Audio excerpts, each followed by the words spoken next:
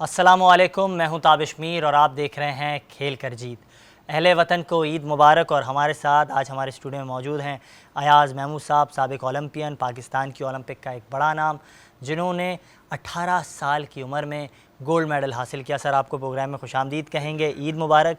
और हमारे साथ मौजूद हैं सैयदा फ़ातिमा समर, जिन्होंने जिम्नास्टिक के मैदानों में पाकिस्तान की नुमाइंदगी की है और इस वक्त भी कई मेडल्स पाकिस्तान के नाम किए हैं। आपको भी ईद मुबारक और खुशामदीद कहेंगे आपको प्रोग्राम में।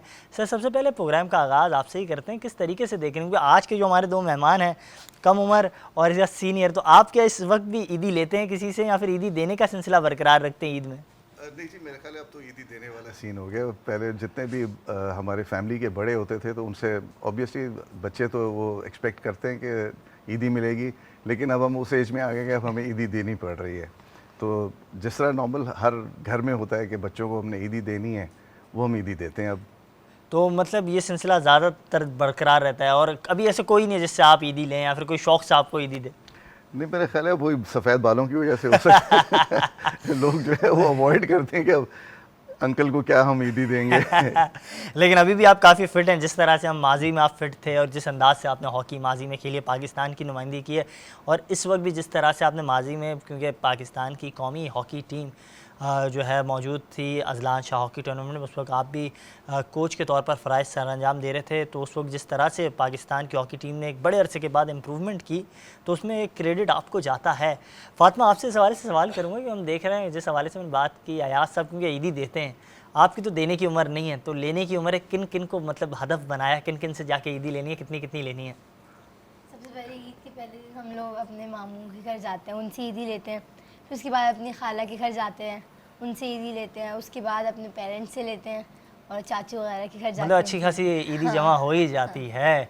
अयाज़ साहब, क्या कहेंगे? मीठी ईद है और बग़ैर मिठाई के ये ईद मुकम्मल ही नहीं होती है। ऐसी कौन सी चीज़ें जो आज भी अयाज़ महमूद शौक़ से खाते हैं और वो सिलसिला बरकरार है, मतलब from the beginning till yet Ayaz like to eat in Eid? बचपन से एक आदत है कि जब आप नमाज़ पढ़ के आते हैं ईद की, तो शीर खुरमा घर में बना होता है, तो उससे हम अपना जो रोज़ा जिसको कहते हैं, हाँ। ये इफ्तारी जो है वो फिर हम उससे करते आगाज़ हैं। ईद का उसी से होता है। बिल्कुल उसी से होता है और फिर पूरा दिन 3 दिन तो वही चलता रहता है। और जितना हम रमज़ान शरीफ के अंदर देखें तो पकौड़े होते हैं, समोसे होते हैं, ज़्यादातर ड्राई चीज़ें होती हैं। तो ईद पे ज़्यादातर हम मीठा खाते हैं, और आज से नहीं, जब से बचपन से अयाज़ हम साहब, कुछ बनाने की भी शौक़ है, ये रखते हैं, कुछ अब बनाया भी है? जी बिल्कुल, एक दफ़ा मैंने कोशिश की थी बनाने की। तो वो एक्चुअली मैं पोस्टेड था रशिया में, अच्छा। तो वहाँ पे हलाल फूड का बड़ा इशू था। तो मिसेज़ जो है वो मेरी कराची में थी, तो मैंने उनको एक दिन कहा कि मैंने कहा देखें जी, मैं डबल रोटी और अंडे खा खा के बड़ा तंग आ गया हूँ, तो मुझे कुछ आप रेसिपी बता दें। तो मैं आज हलाल मुर्गी लेकर आया हूँ, तो मुझे जो है वो बता दें कि मैं उसको किस लेकिन तरीके वो से बनाना आपके लिए इम्तिहान है। सर, वो मैंने मुर्गी बनानी तो शुरू की, लेकिन जब उन्होंने कहा कि आप उस मुर्गी को थोड़ा सा स्टर करें और इसमें से थोड़ा पानी डालना चाहिए, वो मैंने थोड़ा सा पानी ज़रा ज़्यादा डाल दिया, और जब स्टर करना शुरू किया तो वो टाइम ज़रा ज़्यादा हो गया। तो वो मुर्गी जो है वो बेसिकली सालन मुर्गी का बनाना चाह रहा था, लेकिन वो सूप बन गया था। तो वो एक इंसिडेंट है, उसके बाद फिर मैंने कभी ट्राई नहीं किया। मतलब एक बुरा तजर्बा, इसके बाद कोई तजर्बा ही नहीं किया आपने।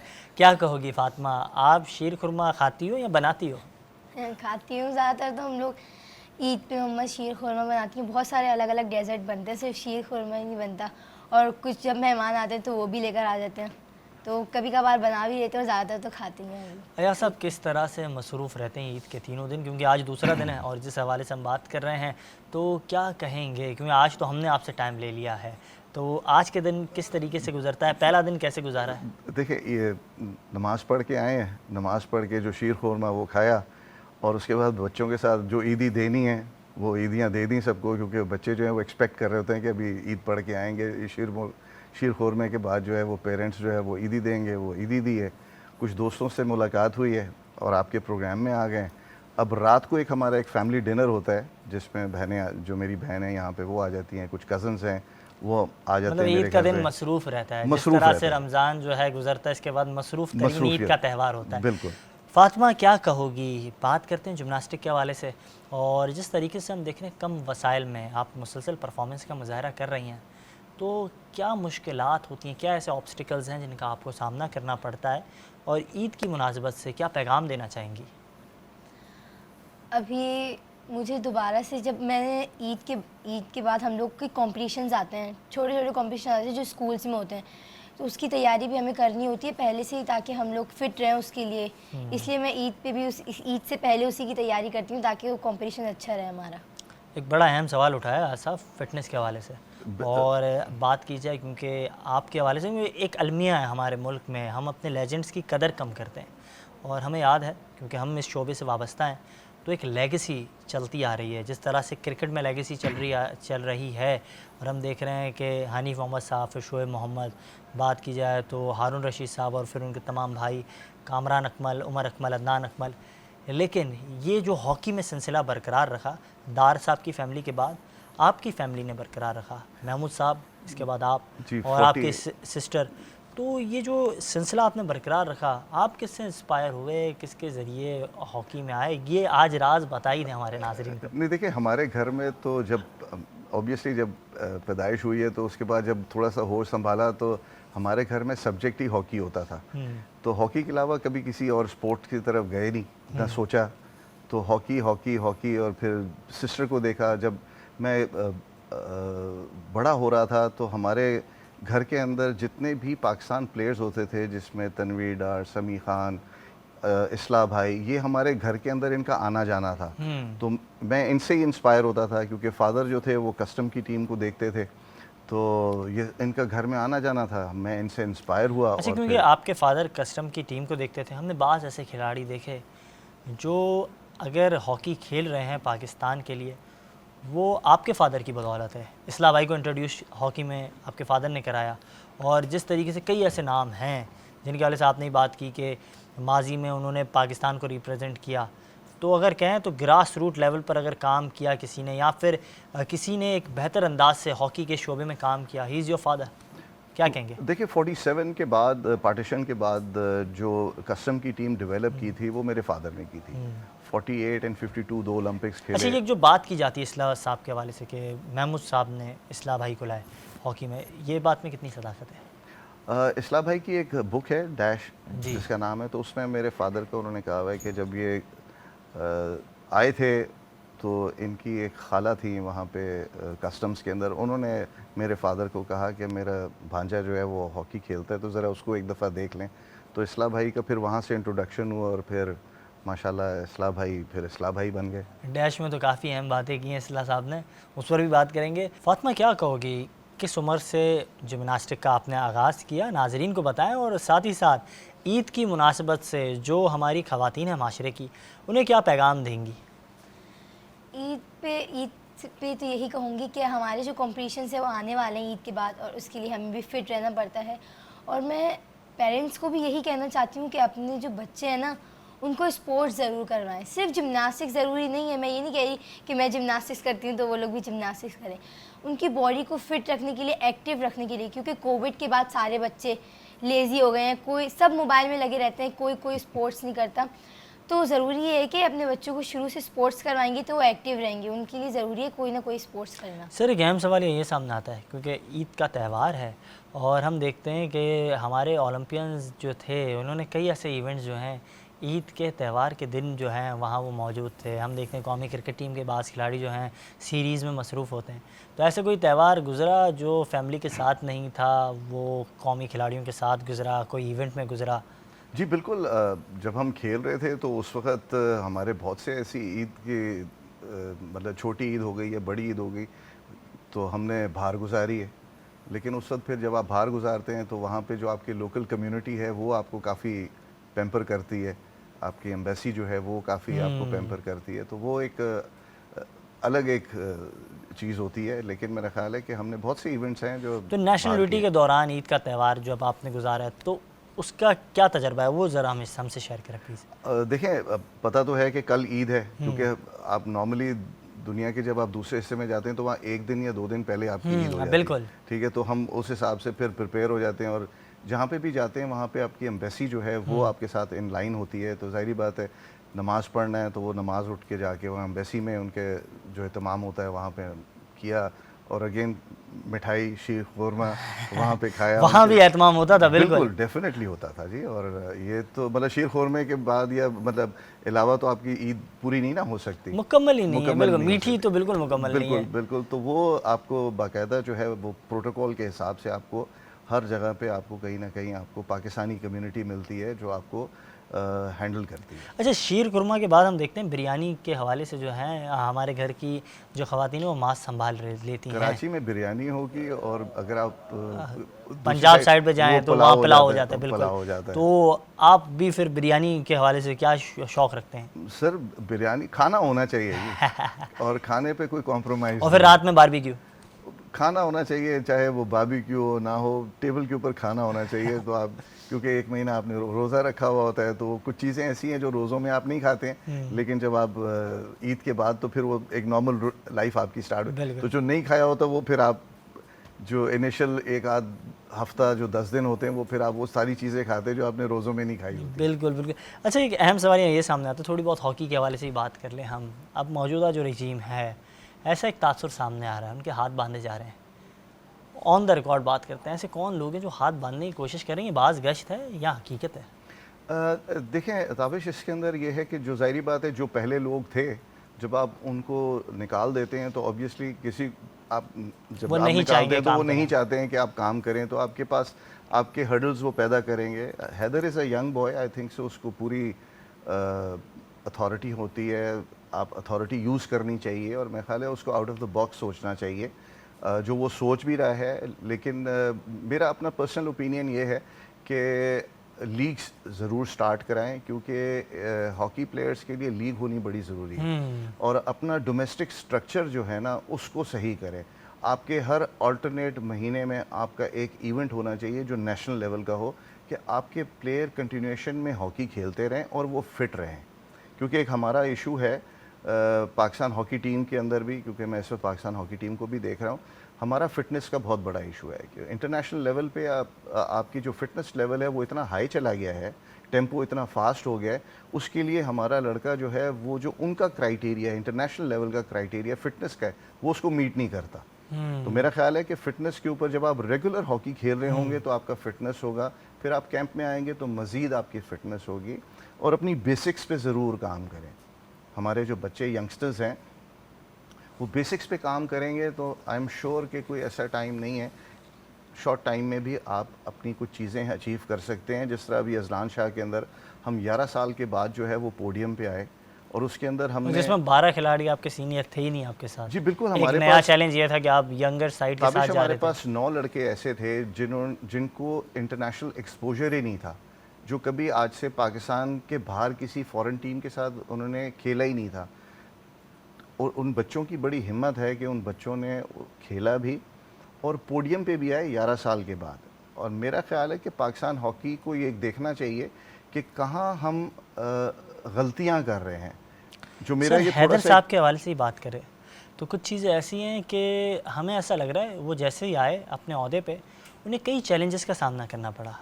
माशी फंड्स का सामना तो जो भी आ रहा है वो कहता है जी मेरे पास फंड्स नहीं है, उसकी रीज़न है ताबिश।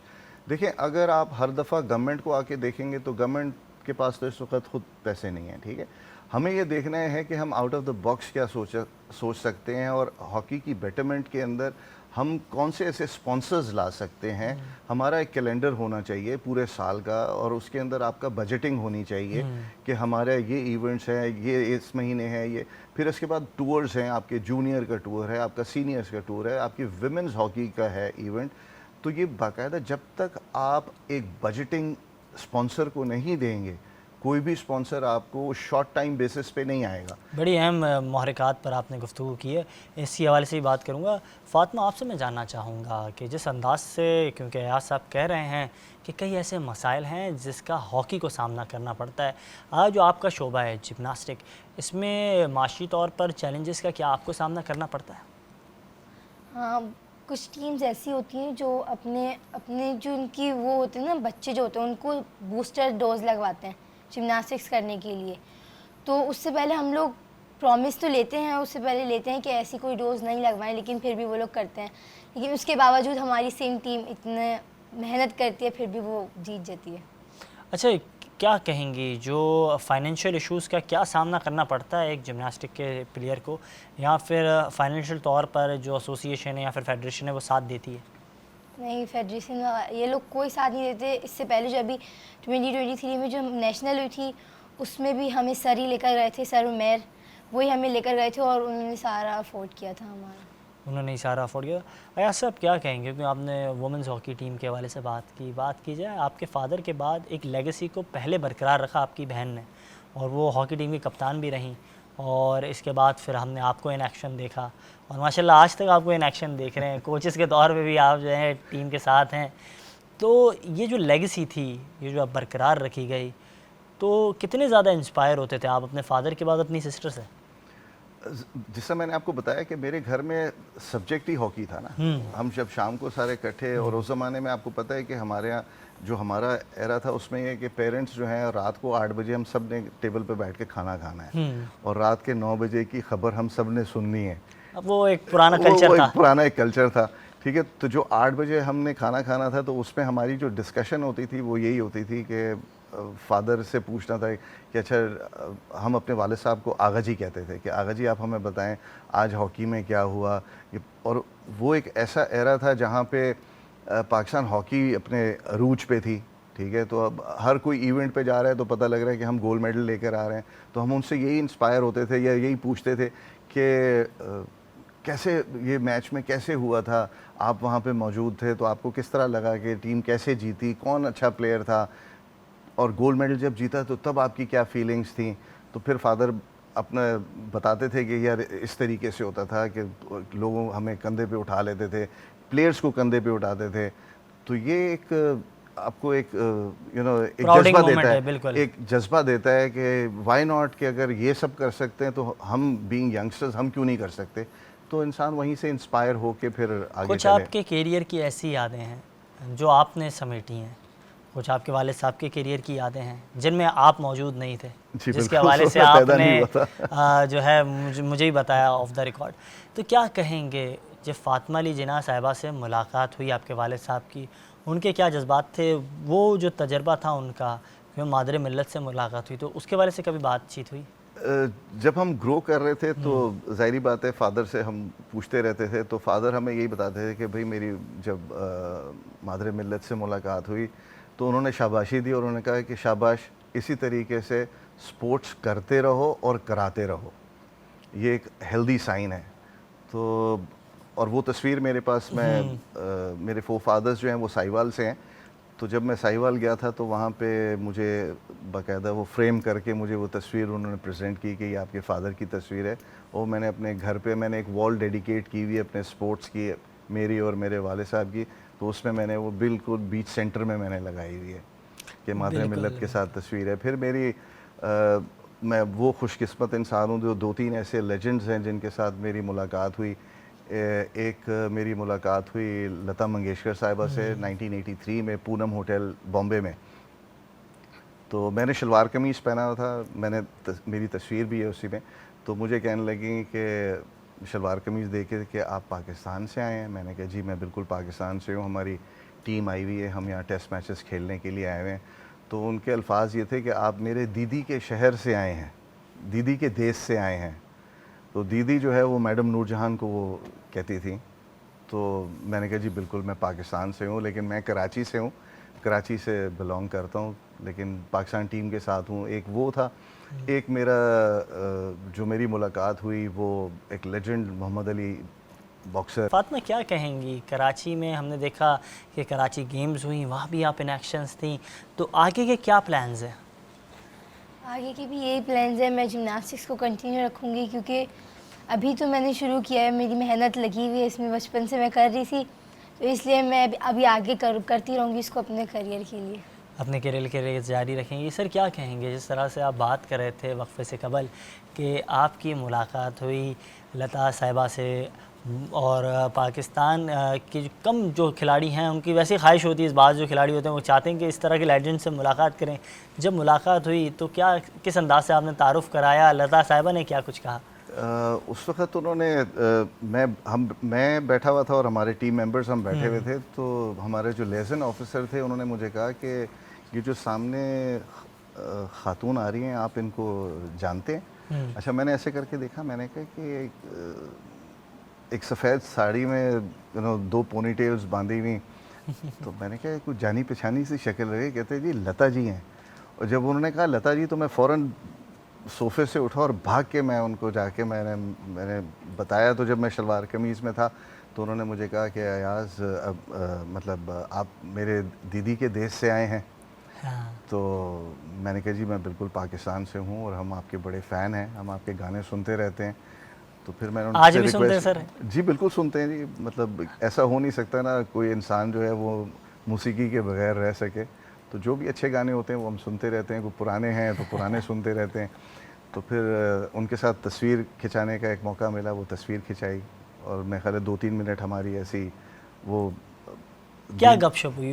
क्योंकि लता जी तो उस वक्त भी खैर वो हिंदुस्तान इतनी का एक सॉफ्ट बड़ा स्पोकन थी और उन्होंने उस वक़्त जो कहा, उन्होंने कहा कि आप मेरे दीदी के देश से आए हैं। तो दीदी अब मैडम नूरजहान को वो बिल्कुल। कहती थी। तो मैंने कहा जी बिल्कुल, मैं आया तो उसी देश से हूँ लेकिन मैं कराची में रहता हूँ। तो मैंने कहा जी हमसे बड़ी खुशी हुई है, हम आपके गाने तो सुनते रहते हैं लेकिन आज एक इत्तेफाक है कि आपसे बराह रास्त बराह मुलाकात। रास्त आपसे मुलाकात हो गई। तो खैर उन्होंने वेलकम किया, उन्होंने कहा जी आप खुशामदेद, जो उनके आप इंडियन लफ्ज़ लेजेंड हैं। बॉक्सर मरूम मोहम्मद अली से ही मुलाकात हुई आपकी, जी और बिल्कुल। मोहम्मद अली साहब से जब मुलाकात हुई तो वो कैसा तजर्बा रहा?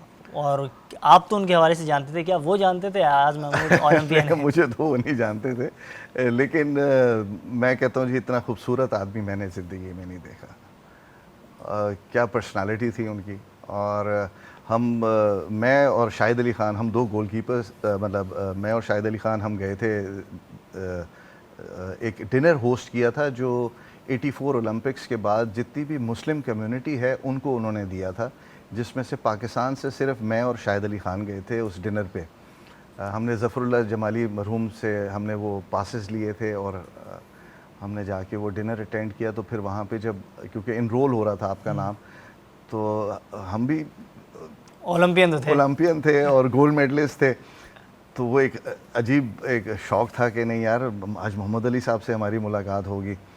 तो उनसे जब मुलाकात हुई और हमने पहले जाके हमने लिखाया कि Ayaz Mahmood field hockey Olympic gold medalist. तो वो जो लिख रहा था उसने ऐसे देखा, तो हम 18.5 साल की उम्र के थे शायद, मेरे से मैं खैर शायद 19 साल का था या 19.5 साल का था शायद। तो हम जब मिले उनसे और वहाँ पे बाकायदा जब अनाउंसमेंट हुई तो उन्होंने हमें कुरान शरीफ दिया था।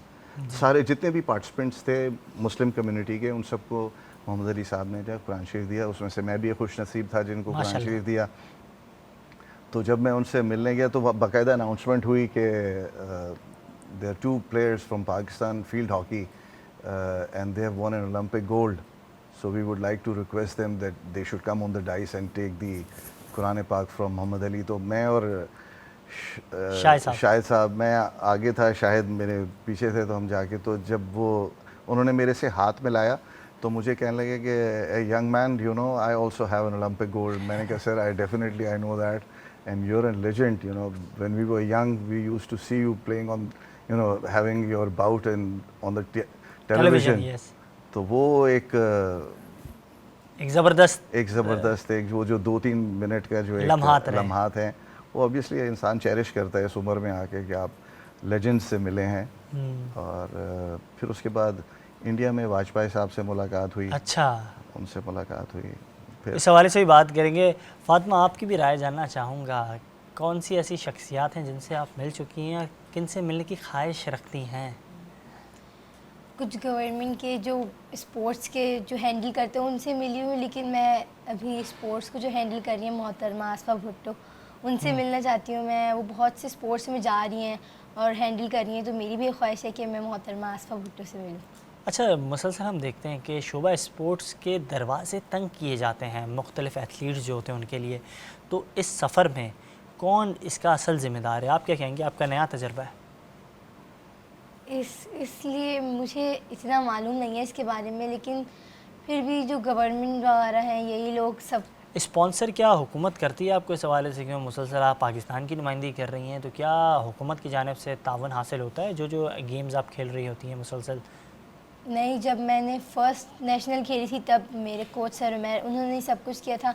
उसके बाद अभी जो 2023 में खेली है उसमें भी मेरे कोच ने सब कुछ किया, गवर्नमेंट की तरफ से कोई स्पॉन्सर नहीं। जो आपके साथ पढ़ने वाली, क्योंकि अभी आपकी उम्र तो काफ़ी यंग है आप, तो जो आपके साथ पढ़ने वाले तलबा हों या तालबात हों, उनका क्या कहना होता है जब वो आपको देखते हैं, इस तरह से देखते हैं एक्टिव हैं आप स्पोर्ट्स के इस हल्के में, तो उनकी क्या राय है? वो लोग बहुत खुश होते हैं, वो लोग भी कहते हैं कि हम लोग भी तुम्हारे साथ ज्वाइन करेंगे, लेकिन उनके भी पेरेंट्स मना करते हैं। लेकिन मैं यही कहूँगी कि स्पोर्ट्स तो कोई सा भी हो, आप लोग ज्वाइन करवाएं। वो लोग बहुत खुश होते हैं मुझे देखकर कि मैं जिम्नास्टिक्स करती हूँ। इसमें ताबिश मैं जी, थोड़ा जी, सा बिल्कुल, ऐड बिल्कुल करना सर। चाहूँगा, क्योंकि हमारे जो बच्चे हैं, हमारी जो यंग जनरेशन है, जी। एक स्कूल में होता था कि स्कॉलरशिप्स दी जाती थी जो अच्छा अपकमिंग स्पोर्ट्समैन होता था। तो मेरा ख्याल है कि उस चीज़ को दोबारा हमारे गवर्नमेंट को सोचना चाहिए, रिवाइव करना चाहिए कि इस अगर पे कोई काम होना चाहिए, बिल्कुल। अपकमिंग कोई बच्चा है तो ये इनकरेजमेंट होती है। जिस तरह अभी फातिमा ने बताया कि इनके जो क्लासमेट्स हैं या जो इनके दोस्त हैं जो इनको देखते हैं, तो वो भी इनकरेज होते हैं कि अगर ये काम कर रही हैं तो वो भी, अगर ये एक इंसेंटिव स्कूल्स में आ जाए या कॉलेजेस में या यूनिवर्सिटी में आ जाए कि कोई अगर लड़का ग्रो करके या बच्चा कोई ग्रो करके जा रहा है तो उसको स्कॉलरशिप दे दें, तो ये एक बच्चे के लिए, हमारी अपकमिंग जनरेशन के वैसे लिए माजी में ये चीज़ें हुआ करती जी थी। बिल्कुल। मैं पढ़ा हुआ हूँ स्कॉलरशिप पे, मैं अभी पब्लिक स्कूल में स्कॉलरशिप पे पढ़ा, फिर मैं एचसन कॉलेज लाहौर चला गया, वहाँ पे मैं स्कॉलरशिप पे पढ़ा। लेकिन तो उस ये कॉलेज के हवाले से भी काफ़ी यादें हैं आपकी। पीसीबी के साबिक चेयरमैन रमीज़ हसन राजा साहब, वो आपके सीनियर थे। वो मेरे से 2 साल सीनियर थे। और Qasim Zia, president Pakistan hockey federation, वो मेरे बैचमेट भी रह चुके हैं, हम दोनों इकट्ठे हॉकी खेले हुए हैं। तो और हसन सरदार वहाँ के पढ़े हुए हैं, माजिद खान वहाँ के पढ़े हुए हैं, और 1936 ओलंपिक गोल्ड जो हॉकी में साबिक प्राइम मिनिस्टर वो भी वहीं से पढ़े हुए, वो तो आपसे काफ़ी सीनियर थे। वो मैं ख्याल है 11-12 साल हमसे सीनियर थे। और मैं ख्याल है उस स्कूल ने, कॉलेज ने बड़े अच्छे स्पोर्ट्समैन जो हैं प्रोड्यूस किए हैं। एंड और ऑब्वियसली कि एक फैसिलिटी थी कि अगर आप मतलब अच्छा खेल रहे हैं तो आपको कॉलेज या यूनिवर्सिटी जो है वो स्कॉलरशिप पे बुला लेती थी। तो एक अच्छे इंस्टीट्यूशन से आप पढ़े तो आप अच्छा ग्रो कर सकते हैं, आप एक अच्छे एम्बेसडर बन सकते हैं। आप बात कर रहे थे पाकिस्तान के मनोज लिए। वाजपेयी के हवाले से, तो उनसे मुलाकात हुई, क्या जी। गुफ्तगू हुई, और वो क्या जानते थे ओलंपियन अयाज महमूद को? ये 98 की बात बता रहा हूँ। जी। 98 में मैं पाकिस्तान के साथ एज ए कोच था, इस्ला भाई मैनेजर थे। तो वहाँ पे हमारी टेस्ट सीरीज़ थी हिंदुस्तान के साथ। तो हम 98 की बात कर रहा हूँ, तो दिल्ली में उनसे मुलाकात हुई। तो जो मुलाकात है वो आपको पता है हैंडशेक होता है, तो उसमें उन्होंने कहा जी वेलकम टू इंडिया। मैंने कहा जी thank you very much for inviting us. तो ये इसी तरीके से होता है। और मैं ख्याल है पाकिस्तान में ज़िया साहब से मुलाकात हुई, या उस ज़माने में जो लोग थे जो थे उनसे रही मुलाकात। इन तमाम मुलाकातों में कई शख्सियात से आप मिले, कौन सी ऐसी मुलाकात है जिन्हें आप कहेंगे this is one of the best? मेरी एक दफ़ा मुलाकात हुई थी बेनज़ीर भुट्टो साहिबा से। अच्छा जी। तो वो एक मतलब जो मैंने उनकी पर्सनालिटी देखी, वो बड़ी इंस्पायरिंग पर्सनालिटी थी। Daughter of east. Daughter of east. उन्होंने क्या कहा जब आपकी मुलाकात हुई? मेरी मुलाकात हुई थी कासिम ज़िया के घर पे उनसे। अच्छा। और उस वक़्त कासिम जो है वो वहाँ प्रेसिडेंट थे हॉकी फेडरेशन के, बिल्कुल। तो उस वक़्त उनसे मुलाकात हुई। तो उस वक़्त कासिम ने जो इंट्रोड्यूस कराया कि मैडम ये भी मेरे साथ हॉकी खेलते रहे और ये भी ओलंपिक गोल्ड मेडलिस्ट हैं। तो मैडम ने फिर ये कहा कि जी it's an honour meeting you. मैंने कहा जी लाइकवाइज, मुझे भी बड़ी खुशी हुई कि आपसे मुलाकात हुई। तो उस वक्त प्राइम मिनिस्टर थी बेनज़ीर साहिबा? नहीं, ये उस वक्त प्राइम मिनिस्टर नहीं थी। अच्छा, ये कौन सा टेन्योर है, कौन सा? ये आई बिलीव ये है 2008-2009, ये वो वाला। अच्छा, व्हेन शी केम बैक। हाँ जी बिल्कुल। अच्छा, उस वक्त इनसे मुलाकात हुई। तो वो वैसे ही काफ़ी मसरूफ़ थी, वो काफ़ी एक मसरूफ़ अमल था। जी मेरे ख्याल है इलेक्शंस वगैरह के कोई ऐसा था सिलसिला जिस पे लाहौर में मेरी इनसे मुलाकात हुई थी कासिम के घर पे। क्या कहोगी फातिमा, क्यों मुसलसल हम देख रहे हैं जिस तरह से अयाज साहब का एक ज़बरदस्त कैरियर रहा है, जिसके सुन के हमें काफ़ी पसंद हम कर रहे हैं और नाजरीन भी यकीनन कर रहे होंगे, तो आप क्या कहेंगी? जो आपका हल्का है उसमें हम देखते हैं काफ़ी कई नाम हैं जो जिम्नास्टिक खेलते हैं, तो जो लोग खेल रहे हैं जिम्नास्टिक उनको क्या पैगाम दोगे? उससे पहले मैं कहूँगी कि ग़ुलाम मोहम्मद महर हमारा बहुत पहले 2017 या 18 में हुआ था, तो उसमें ग़ुलाम मोहम्मद महर जो मिनिस्टर थे उनसे भी मेरी मुलाकात हुई थी। उन्होंने मुझे बहुत प्राउड फील करवाया था कि मैं पाकिस्तान के लिए जिम्नास्टिक्स के गोल्ड मेडलिस्ट ला रही हूँ। तो उन्होंने कहा बहुत अच्छा, तुम आगे चलती रहो, तुम बहुत अच्छा करियर बनेगा तुम्हारा। सर हम मुसलसल देख रहे हैं जो टैलेंट हमारे पास पाकिस्तान में मौजूद है और ग्रास रूट लेवल पर जो काम होता हुआ दिखाई देता है, जबकि कम वसाइल के साथ ये तमाम चीज़ें हो रही हैं। जिस तरह से फातिमा ने बताया, कम उम्र में 14 साल की अभी उम्र है उनकी और 6 साल की उम्र से ये जिम्नास्टिक के इस अमल को जारी रखी हुई हैं। तो क्या समझते हैं इस तरह के जो नौजवान खिलाड़ी हैं उनको आप क्या मशवरा देंगे? आप हम सबके सीनियर हैं। देखिए, मैं तो एक बड़ी सिंपल सी बात करता हूँ कि अगर मेरे जैसा आदमी 18.5 साल की उम्र में अगर ओलंपिक का गोल्ड मेडल ले सकता है, तो इस कौम के सारे बच्चे जो हैं वो सारे काम कर सकते हैं, वो सब मेडल्स ला सकते हैं, प्रोवाइडेड 2 चीज़ें मैं हमेशा कहता हूँ। एक तो फोकस्ड होना चाहिए और इनको फैसिलिटीज़ प्रोवाइड करनी चाहिए जो ये अपने इंटरनेशनल कंपटीशन में जाकर जो है वो compete कर सकें। फैसिलिटीज़ नहीं होंगी तो वो आपको रिजल्ट्स नहीं मिलेंगे। और टैलेंट है, ये नेशन जो है बड़ी टैलेंटेड नेशन है, अगर इनको सर ऐसी डायरेक्शन कोई दे दी ईद जाए। गुजरी आपकी जो हिंदुस्तान में हो, या फिर ऐसी कोई ईद जो ढाका में हो, बांग्लादेश में हो? नहीं, ऐसी कोई ईद हमारी इंडिया में या बांग्लादेश में हमारी कोई ऐसी ईद नहीं गुजरी, लेकिन गए ज़रूर हैं, देखा है, रहा हूँ। बांग्लादेश में मैं प्रोफेशनल लीग खेलता रहा, मोहम्मडन क्लब से मैं खेला हूँ वहाँ पे। तो लेकिन एक चीज़ है जो मैं यहाँ पे आपके व्यूअर्स को कहना चाहूँगा कि इस मुल्क से अच्छा कोई मुल्क नहीं है। क्योंकि हमें याद है, क्योंकि मुसलसल आपको बैरून मलिक से भी ऑफ़र्स आती रहीं कि बतौर कोच, लेकिन आप वहाँ नहीं गए, तो इसकी क्या वजह है? वजह एक सिंपल है जी कि जो मुझे आता है, मैं चाहूँगा कि मेरे मुल्क के बच्चे वो मेरे से सीख लें।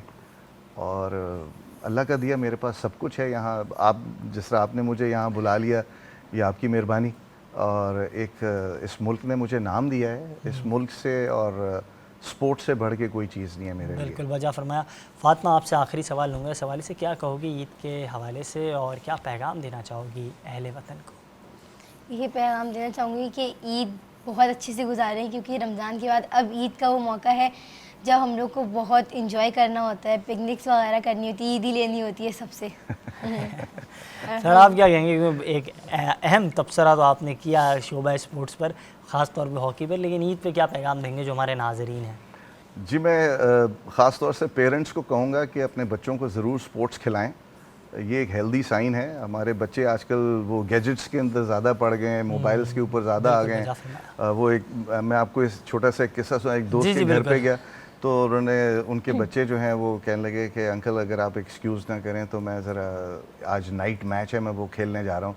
तो मैं बड़ा खुश हुआ, मैंने कहा यार बड़ी अच्छी बात है, कम से कम कोई स्पोर्ट्स एक्टिविटी आप करने जा रहे हैं। तो कहते जी बस मैं ये 7 वाले कमरे में ही हूँ। मैंने कहा आप तो नाइट क्रिकेट की बात कर रहे थे कि नाइट क्रिकेट खेलें? कह रहे नहीं, वो कंप्यूटर पे हो रही है तो वो खेलने जा रहा हूँ। तो बच्चों को ज़रूर बाहर भेजें, एक फ़िज़िकल एक्टिविटी होनी चाहिए, ये हेल्दी साइन है। और मेरा ख़्याल है कि फ़ोकस्ड रहें बच्चे जो हैं, वो फ़ोकस्ड रहें, अपने डायरेक्शन सही रखें और मेहनत करें, मेहनत में ही सब कुछ है। बिल्कुल, मेहनत में ही सब कुछ है। बहुत शुक्रिया एयाज़ महमूद साहब, आपने अपनी मसरूफ़ियात में से टाइम निकाला। और सैयदा फातिमा समर, आपका भी बहुत शुक्रिया, आपने भी हमें वक्त दिया। और अपने नाज़रीन को भी एक बार फिर से कहेंगे ईद मुबारक। और जिस अंदाज़ से सैयदा फातिमा समर ने कहा, एयाज़ महमूद साहब ने कहा कि स्पोर्ट्स की एक्टिविटीज़ को जारी रखना चाहिए, क्योंकि एक अहम पैगाम है, जब आपके खेल के मैदान आबाद होते हैं तो अस्पताल वीरान हो जाते हैं। अपने मेज़बान ताबिश मीर को दें इजाज़त, और एक बार फिर से ईद मुबारक।